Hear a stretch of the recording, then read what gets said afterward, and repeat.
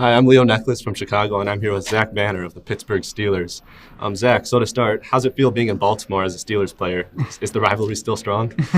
Yeah, the rivalry is strong. Luckily, Baltimore has really, really good food. Really? Really, really strong black culture, good fish, good food.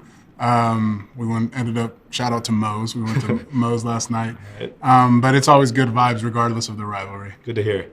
So as a professional football player at the highest level, you use your platform to create change. What can you say to other people who may not have a platform quite as large or any platform at all? I think as long as you stay true to yourself and your character and who you are and use that as a foundation, people will be drawn to that and gravitate towards that. And regardless of whatever platform you have, it will increase. You just have to understand it's all relative. Yeah, for sure. So in July of 2020, you were one of the first players to respond to Deshaun Jackson's anti-Semitic Instagram post. What prompted you to post that video?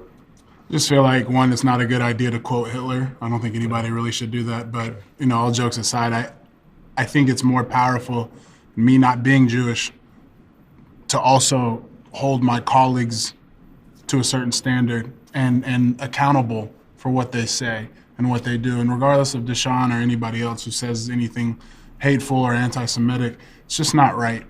And as long as we players and part of the NFLPA continue that mindset, it's all up from here. Yeah, so you personally, outside of Deshaun Jackson and that viral post, what else have you done to kind of create change, as I talked about earlier? Built relationships and alliances with amazing people like the Pittsburgh JCC, the Tree of Life Synagogue, been able to donate to them and create an alliance between their foundation and mine.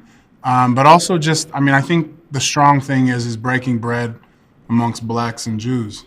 I think that to be able to be comfortable in saying that, I think both communities need to get comfortable with breaking bread with each other and talking about anti-hate, racism, anti-Semitism. I didn't even know what anti-Semitism was until all this, because hate is hate. But it is very, very important to distinguish the two, so that way we have a personal understanding, and it's an inclusive culture. Yeah, so I was going to ask next, when did you discover anti-Semitism, as you just said, and kind of what prompted you to get involved and be an activist? The day I made that video. Really? It was the headline in ESPN, that was the tweet. Such and such said something anti-Semitic, waiting for team to figure out what's next. I was like, what's anti-Semitic? But we giggle about that. But that lack of understanding, it's a worldwide problem. And I admit to that fault, and I learn from it. But at the same time, I was somewhat oblivious to it, because it's just natural for me not to hate anybody for what they are. Yeah, well, so transitioning back to college at the University of Southern California, you did a lot between D1 football, some basketball apparently. Thank you. And a member of Zeta Beta Tau. Yeah. How'd you do it all? I think it's a balance of understanding school was first. School is, I got school, turn your assignments in, complete tests, be a good person, show up on time. You usually graduate, you do well.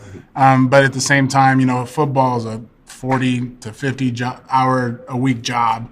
ZBT was just a brotherhood, and it's something that I'm a part of forever. They failed to let me know that it was a Jewish fraternity nationally, but it doesn't matter. You get what I'm saying? I just thought it was a bunch of short dudes walking around and getting me to pledge. I didn't understand that. But like I said, understanding and educating myself and understand that ZBT was created initially in the late 1800s, early 1900s, because Jews had issues getting into regular fraternities, which is absolutely ridiculous. Yeah. But if you think of it, it's super relative. When first black player to play in the SEC and all these types of things, it's relative, but it's relatable. Yeah, so as a member of ZBT and during your time in college, what do you think, what lessons did you take away that are still with you in the NFL today?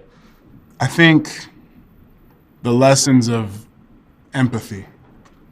I remember my first time hearing stereotype of a Jewish person, not really understanding how that's funny, not understanding what that person who said it got out of that, but at the same time becoming empathetic towards my friends and my brothers who are pissed off.